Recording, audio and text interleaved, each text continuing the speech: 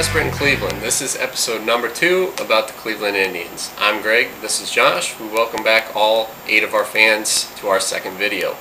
Like I said, today we're going to be talking about the Cleveland Indians, in particular the major trades that they've made since returning to contention in 2007 and quickly slipping into oblivion. So, a quick rundown of all the players the Indians have traded in the last 2.5 years.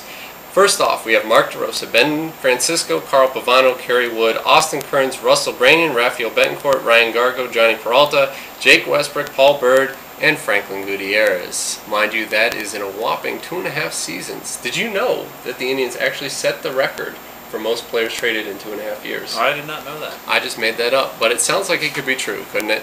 Trade number 1 that we're going to talk about today is the CC Sabathia trade. This is a trade that we did in 2008. Sabathia was going to be a free agent after the year. We offered him a 4-year, $72 million extension. And of course, he turned us down for more money. Surprise, surprise. Yeah. We're going to look at who we got for the trade, and we're going to give you a grade for each trade. And at the end of today's show, Josh is going to tell you why Grady Sizemore will not be an Indian next year. Stay tuned. Starting with the Sabathia trade. Josh, introduce the first player that we traded for Sabathia. Well, obviously in the Sabathia trade we wanted a power hitting outfielder, so the guy we went after was Matt Laporta. He was one of the top 5 prospects in the Brewers farm system, so he's the guy that we wanted. He had good numbers in AAA with them, but obviously it has not really come to fruition with the Indians yet, I guess, if you want to say that. Laporta's hitting .222 with 11 homers and 40 RBIs in 106 games with the Indians. He was benched for a long period of time, was sent back to the minors early in the season. Really hasn't lived up to his billing yet. But there's still potential. There's still potential on him. He was a 7th overall pick in the draft when he was drafted out of Florida. We still don't know if we're going to try him at first base, left field, probably first base. But so far, he's been a major disappointment. So our grades for this trade. Josh, start off. I'm going to give it a B, just based off of the fact that Matt Laporta, Michael Brantley still could be good. Obviously, Laporta is one of our corner foundations of our team now, regardless of whether he's good now or not. And Brantley looks to be too. If we get rid of Sizemore, obviously Michael Brantley will be our center fielder, whether we like it or not. So, I give it a B. I'll go slightly lower. I'll say a C, only because Laporta, to me, was the big guy I had high expectations for.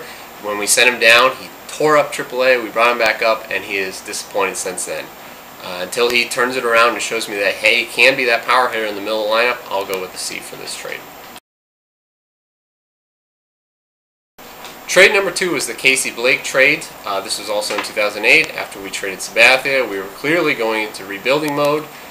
Blake was a guy who was very versatile for the Indians. He started opening days at right field, at first base, at third base. We probably had him selling hot dogs at one point. Being a guy. He was all over the place. So we traded him to the Los Angeles Dodgers for a Double-A catcher named Carlos Santana. Not the musician, but a great young catcher. What can you tell us about Carlos Santana? Well, Santana's obviously going to be the Indians' catcher of the future right now, but at some point in time, they're going to end up moving him to first base, I would imagine, like they were going to do with Victor Martinez, which kind of makes the whole Victor Martinez trade a little bit even more of a question mark. But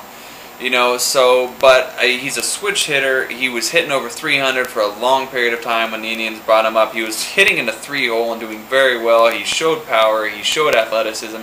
And it was just very unfortunate that it only happens in Cleveland that a guy would slide into home plate and tear his ACL. And what is your grade for this trade? I'm going to give this trade an A just for the fact that Carlos Santana was, I had no idea who he was. He's young, he's talented.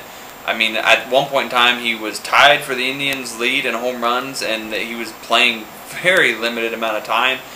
So a huge potential, huge upside, and we only gave up Casey Blake, who, was a great utility man, but, it worked out great for us.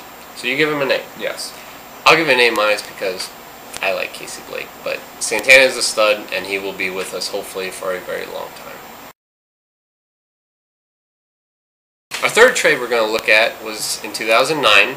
The Indians made some moves at the beginning of the year with Kerry Wood, Mark DeRosa, hopes of contention. Obviously didn't work out. Yeah. So here comes the axe, first to go. Victor Martinez.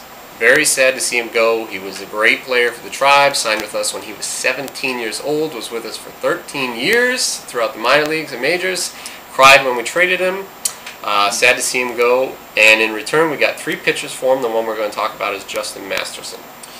And what a bust has Justin Masterson been so far. I mean, you trade a perennial all-star hitting catcher like Victor Martinez. I mean, he was loved by the fans. He loved Cleveland, loved being here, could play catcher, played really well at first base, actually. We moved him there, and I thought eventually Victor Martinez was going to be our first baseman of the future. Final numbers on this trade. Masterson, since we traded for him, has a 7-20 record. That's 20 losses in a year and a half. And Victor hit .336 for the Red Sox after we traded, led him to the playoffs last year. This year he's hitting 300, 19 home runs, 75 RBIs. He's in his contract year, having a very nice year for him. Josh, your final grade? Well, I'm going to go ahead and give this trade a D because, let's face it, if you're trading an all-star catcher for a crappy starter slash bullpen maybe guy, it's just not going to work out. It's just terrible. I would give this trade a C- only because we had we not made the Santana deal and had a catcher for the future, and if we would have just traded away Victor Martinez and had no backup plan, then I would have given this trade even lower. Masterson, for some unknown reason, I still have hope for him, so I'll give it a C-. Next up on our list of trades is Cliff Lee. Cliff Lee was our Cy Young winner in the 2008 season.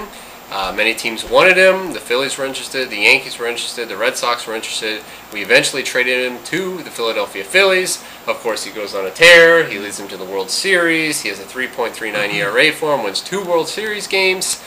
And we get what for him, Josh? We get Carlos Carrasco, who is currently up with the ball club, pitching out of the pen and making starts here and there. He's 1-on-1 with about a 3 ERA. He's got some promise.